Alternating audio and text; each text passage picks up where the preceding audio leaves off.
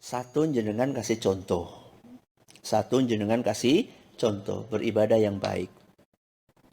Sehingga orang tua harapannya ketika ngelihat anaknya tekun beribadah, harapannya orang tua ikut tergugah.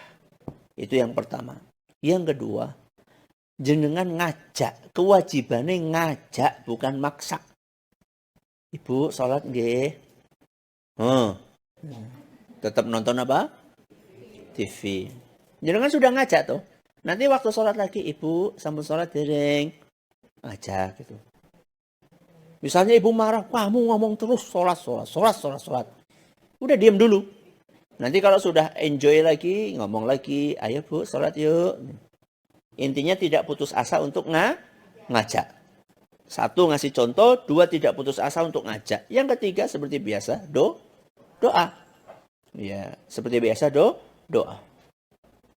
Dan biasanya kalau ibu atau bapak itu suka sama anaknya, karena perilaku baik anak, biasanya gampang untuk menerima masukan dari anaknya.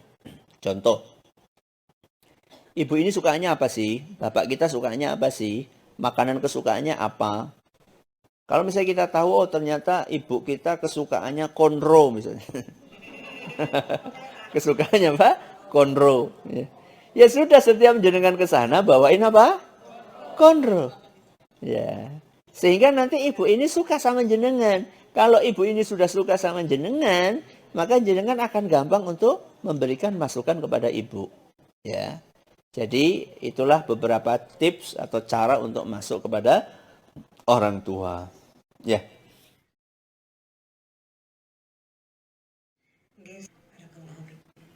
Apakah boleh mendoakan hal buruk kepada orang yang menzalimi kita? Boleh, tapi lebih baik mendoakan yang baik.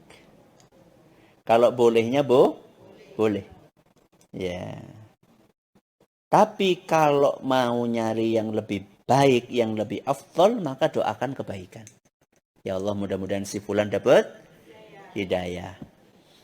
Dan kalau jenengan mau mendoakan keburukan, jangan berlebihan mendoakan keburukannya.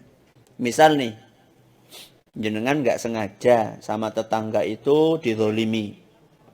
Sama tetangga dizolimi. Misal, tetangga ini punya spiteng. Spitengnya sudah full. Akhirnya meluap kemana? Ke halaman kita misalnya. Itu kan perbuatan zalim toh? Perbuatan zalim.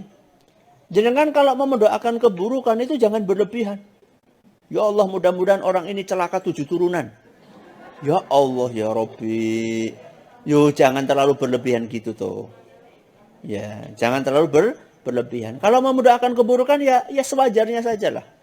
Tapi lebih baik lagi mendoakan kebaikan. Lebih baik lagi mendoakan kebaikan. Kalau yang pertama zalim kepada diri sendiri atau maksiat, ya semua dari kita pernah mengalaminya. Semua dari kita pernah mengalaminya. Yang bisa kita lakukan adalah berusaha maksimal menghindarinya. Dan kalau sudah terjerumus, kita berusaha untuk segera bertaubat kepada Allah Subhanahu wa ta'ala. Caranya bagaimana? Caranya sabar. Hanya itu caranya. Caranya adalah sabar. Bagaimana supaya bisa sabar? Berdoa kepada Allah. Allahumma afriq alaina sabran. Ya Allah, curahkanlah kepadaku kesabaran. Ya. Caranya adalah bersabar, minta kepada Allah supaya bisa sabar. Kalau suatu saat jenengan capek, jenengan jenuh, cari tempat yang kira-kira bisa menenangkan hati. Jenengan tahu, Ali bin Abi Thalib pernah nggak ada masalah sama Fatimah? Pernah nggak Ali ada masalah sama Fatimah? Pernah. Apa yang dilakukan oleh Ali? Pergi ke masjid. Pergi ke masjid. Cari ketenangan di masjid. Saat itu Nabi SAW pernah ketemu sama Ali lagi tiduran di masjid. Lagi tiduran di masjid. Nabi SAW langsung paham ini ada masalah nih sama Fatimah, putrinya. Ya. Cari ketenangan ke tempat lain. Kayak jenengan datang ke sini, cari ketenangan, pengajian, dengerin nasihat. Cari ketenangan, pergi ke masjid. Jangan cari ketenangan ke mall. Ya. Nanti bisa habis-habisan itu. Habis-habisan karena lagi labil ya. Akhirnya duitnya dihabisin semuanya. Jangan. Cari ketenangan ke masjid, ke majelis taklim, ke rumah teman yang sama-sama bisa memberikan nasihat, ya, yang tidak memprovokasi. Itu yang bisa kita lakukan. Jangan tahu, sombong itu apa? Menolak kebenaran dan meremehkan orang lain. Kalau orang sombong, apa akibatnya, Bu? Apa akibat orang sombong? Gak bisa masuk surga. La yadkhulul jannata man kana fi qalbihi mithqalu habbatin min kibr. Tidak akan masuk surga orang yang di dalam hatinya ada perasaan sombong walaupun hanya sebesar debu. La haula wala quwata illa billah. Ini dalam Sahih Muslim. Gak akan masuk surga orang yang ada di hatinya perasaan sombong walaupun hanya sebesar debu. Sombong itu menolak kebenaran. Dinasehati sama orang gak mau. Hati-hati dari benih-benih kesombongan seperti ini. Jangan merasa, oh saya sudah lebih tua, saya sudah lebih lama ngaji. Saya tanya, apakah orang yang sudah tua itu jaminan bersih dari kesalahan? Enggak. Apakah sudah lama ngaji itu jaminan bersih dari kesalahan? Enggak. Apakah jadi ustadz itu jaminan bersih dari kesalahan? Enggak. Emang ustadz pernah dinasehati? Ya sering.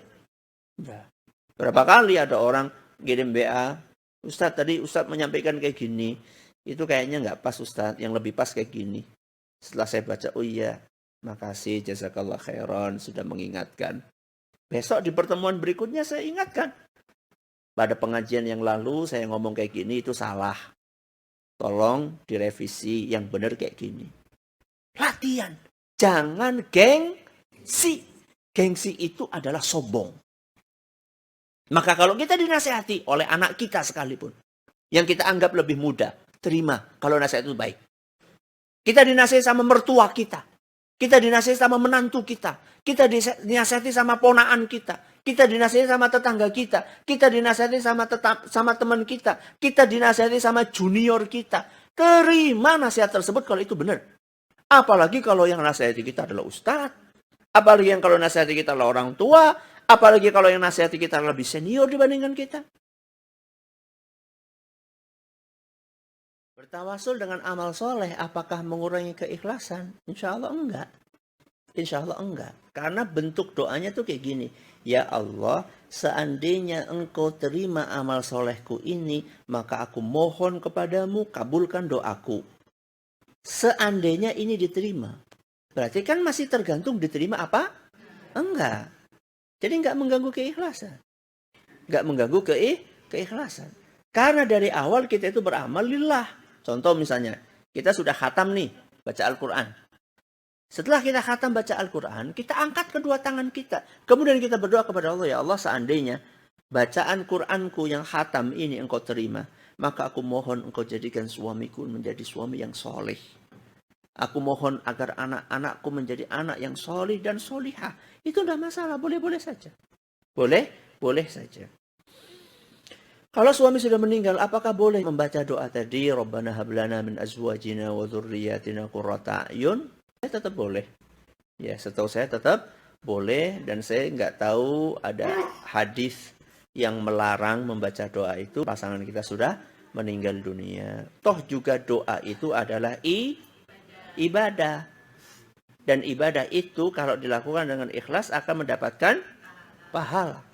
Jadi kita sekedar membaca doa itu sudah dapat pahala kalau kita ikhlas dengan izin Allah Azza wa Jalla. Walaupun mungkin belum dikabulkan sama Allah Subhanahu wa Ta'ala.